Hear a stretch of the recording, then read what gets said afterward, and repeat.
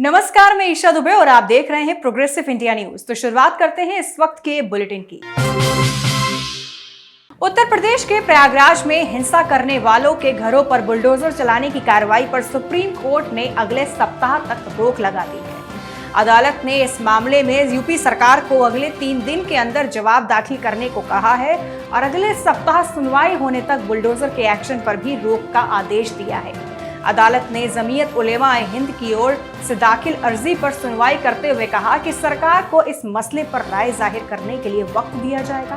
तब तक हम उन लोगों की सुरक्षा सुनिश्चित करेंगे। वे लोग भी समाज का ही हिस्सा हैं। यदि किसी को कोई समस्या है तो उसे हक है कि उसका समाधान तलाशे। इस तरह से निर्माण को ढहाना कानून के तहत ही हो सकता है। मोदी सरकार की ओर से मंगलवार को सेना भर्ती के लिए अग्निपथ स्कीम का मंगलवार को ऐलान किया गया और इसके बाद ही इस स्कीम को लेकर विरोध प्रदर्शन तेज होता जा रहा है। वहीं अब बीजेपी सांसद वरुण गांधी ने भी इस योजना को लेकर एक बड़ा कदम उठाया है। उन्होंने इस स्कीम को लेकर देश के रक्षा मंत्री राजनाथ सिंह को एक चिट्ठी लिखी है। वहीं रक्षा मंत्री को लिखी गई चिट्ठी की जानकारी वरुण गांधी ने ट्विटर पर दी। चिट्ठी ट्वीट करते हुए वरुण गांधी ने लिखा कि अग्निपथ योजना को लेकर देश के युवाओं के मन में कई सवाल हैं और युवाओं को असमंजस की स्थिति से बाहर निकालने के लिए सरकार अतिशीघ्र योजना से जुड़े नियमित नीतिगत तथ्यों को सामने रखकर अपना पक्ष साफ करे, जिससे देश की युवा ऊर्जा का सकारात्मक उपयोग सही दिशा में हो सके। खबर उन्नाव से है, जहां सदर विधानसभा स्थित नॉर्मल स्कूल ग्राउंड में गरीब कल्याण जनसभा को संबोधित करने जल शक्ति मंत्री स्वतंत्र देव सिंह उन्नाव पहुंचे। इस दौरान जनसभा को संबोधित करते हुए उन्होंने बीजेपी की ओर से किए गए कार्यों का बखान किया। उन्होंने कहा कि कोरोना काल में मोदी सरकार ने वैक्सीन मित्र के माध्यम से अभियान चलाकर 100 देशों को भारत में निर्मित वैक्सीन दी। उन्होंने कहा कि पीएम मोदी ने विश्व पटल पर खेल जगत में वैश्विक स्तर पर हमारे देश को यश दिलाने का काम किया है। अब छोटा हो चाहे बड़ा हो, अब कानून से नहीं बचता है। चाहे विजय माल्या हो, चाहे पी चिदम्बरम साहब या सोनिया जी हो या कोई हो, कानून अपना काम करता है। जो लोकसभा उपचुनाव में सपा प्रत्याशी के पक्ष में चुनावी माहौल बनाने के लिए सपा के वरिष्ठ नेता रामगोपाल यादव आजमगढ़ पहुंचे, जहां सपा प्रत्याशी धर्मेंद्र यादव के हरबंशपुर में केंद्रीय चुनाव कार्यालय पर रामगोपाल यादव ने कार्यकर्ताओं के साथ बैठक कर आजमगढ़ लोकसभा सीट को किसी भी कीमत पर समाजवादी पार्टी के पक्ष में जिताने की रणनीति बनाई। उन्होंने दावा किया कि इस बार धर्मेंद्र अखिलेश से ज्यादा वोट से जीतेंगे।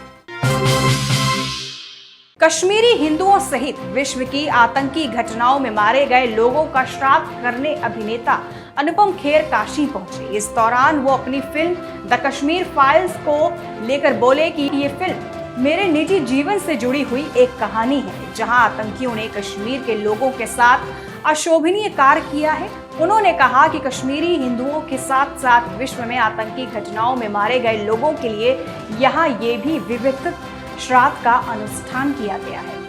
आया हूँ उन तमाम न केवल कश्मीरी हिंदुओं की वजह से बल्कि दुनिया में जो भी टेररिज्म के शिकार हुए हैं, जिनको बिना किसी बात के मार दिया गया है टेररिज्म में, उन सब की आत्मा को शांति पहुँचे, इसलिए मैं यहाँ पूजा के लिए आया हूँ। मैं आपका और सब लोगों का बहुत बहुत धन्यवाद करना चाहता हूँ कि आप लोगों ने मुझे मौका दिया। बुलंदशहर में अग्निपथ के खिलाफ सेना भर्ती की तैयारी करने वाले युवा सड़कों पर उतर आए हैं। बता दें कि यहां युवाओं ने सड़क पर प्रदर्शन कर जाम लगा दिया। वहीं इस दौरान प्रदर्शन कर रहे युवाओं और पुलिस के बीच झड़प भी देखने को मिली। युवाओं का कहना है कि सरकार अग्निपथ के जरिए युवाओं के करियर से खिलवाड़ कर रही है। बुलंदशहर में पुलिस और बदमाशों के बीच मुठभेड़ हो गई। वहीं इस मुठभेड़ के दौरान पुलिस ने 20,000 रुपयों के इनामी बदमाश को गिरफ्तार कर लिया। आपको बता दें कि पुलिस ने चेकिंग के दौरान बाइक पर सवार 2 लोगों को रोकने की कोशिश की, जिसके बाद बाइक पर सवार बदमाशों ने पुलिस पर फायरिंग कर दी। वहीं जवाबी कार्रवाई, एक बदमाश को गोली लग गई। वहीं दूसरा बदमाश मौके का फायदा उठाकर भाग निकलने में कामयाब हो गया, जिसकी फिलहाल पुलिस तलाश कर रही है। मथुरा के थाना हाईवे पुलिस ने चैन स्नैचिंग करने वाले गिरोह के 2 बदमाशों को गिरफ्तार कर लिया है। वहीं खबरों की माने तो पकड़े गए शातिर लुटेरे महानगर के कई इलाकों में चेन स्नैचिंग की घटनाओं को अंजाम देते थे। वहीं मथुरा पुलिस की संयुक्त टीम ने इस मामले को गंभीरता से लेते हुए 2 लुटेरों को गिरफ्तार कर लिया है। साथ ही इनके कब्जे से 5 सोने की चेन और 2 मोटरसाइकिल भी बरामद की है। आज एक गैंग के 2 सदस्यों को पकड़ने में सफलता प्राप्त की है, जिनका नाम रहीश और छोटू है। पूर्व में भी इनका आपराधिक इतिहास है।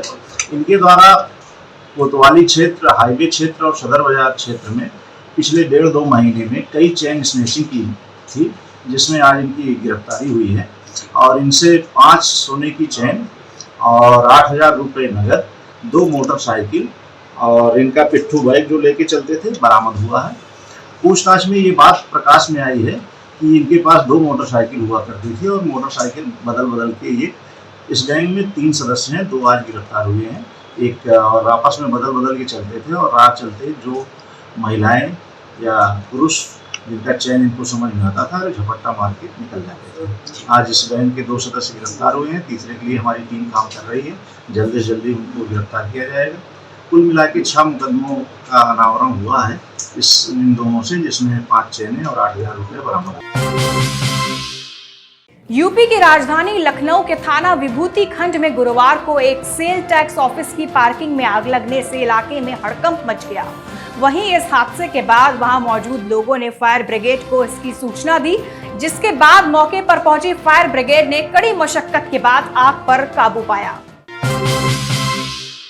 यूपी में मौसम बदलने लगा है। राजधानी लखनऊ सहित प्रदेश के ज्यादातर हिस्सों में आसमान में आंशिक रूप से बादल दिखाई दे रहे हैं और यही वजह है कि तापमान में गिरावट भी होने लगी है। ऐसे में पिछले कई दिनों से पड़ रही तपा देने वाली गर्मी और लू का प्रकोप कम हुआ है। वहीं भारतीय मौसम विज्ञान विभाग के मुताबिक प्रदेश में अलग अलग जगहों पर अगले 5 से 6 दिनों के दौरान बीच बीच में बारिश के आसार हैं और इस दौरान 30 से 40 किलोमीटर प्रति घंटे की रफ्तार से हवाएं भी चलेंगी। तो हमारे आज के इस बुलेटिन में बस इतना ही। तब तक के लिए आप मुझको दीजिए इजाजत। नमस्कार।